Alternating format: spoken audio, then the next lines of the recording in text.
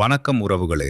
இந்த வீடியோல பார்க்கடலை கடைந்த போது கிடைத்த 14 அரிய ரத்தினங்கள் என்னென்ன, அதை யாரெல்லாம் பெற்றுக்கொண்டனர் என்று பார்க்கலாம்.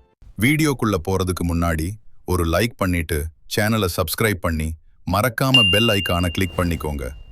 சமுத்திர மந்தனத்தில் முதலில் வெளிப்பட்டது ஆலகாலம் என்ற கொடிய விஷம். இந்த விஷத்தினால் ஏற்பட்ட நெடியினால் தேவர்களும் அசுரர்களும் தடுமாறினர். தேவர்கள் அனைவரும் சிவபெருமானை அணுகி வேண்டினார்கள். சிவபெருமானும் அவர்களை காக்க அந்த விஷத்தை அருந்தினார். பார்வதி தேவி விஷம் சிவபெருமானின் உடலில் பரவாமல் இருக்க அவரது கழுத்தை இறுக்கி பிடித்து கொண்டார். அந்த விஷத்தின் தாக்கம் அவரின் கழுத்து பகுதியை நீல நிறமாக மாற்றியது.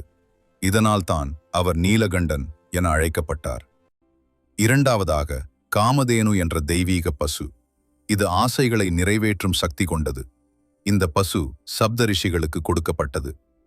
மூன்றாவதாக உச்சைஸ்ரவஸ் என்ற வெள்ளை நிற குதிரை. இது அசுரகுல மன்னன் பலிக்கு வழங்கப்பட்டது.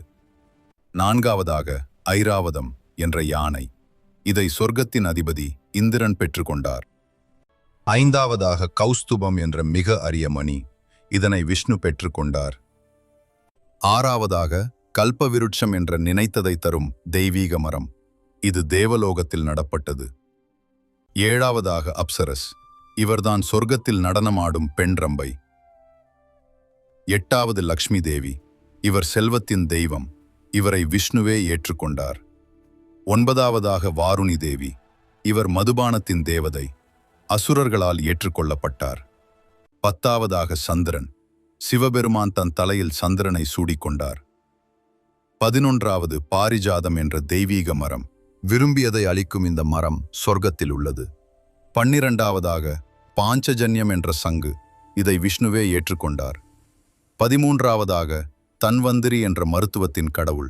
இவர் அமிர்த கலசத்துடன் தோன்றினார். கடைசியாக அமிர்தம். நித்திய வாழ்வு மற்றும் சக்தியை தரும் அமிர்தத்தை தேவர்கள் பெற்றுக்கொண்டார்கள்.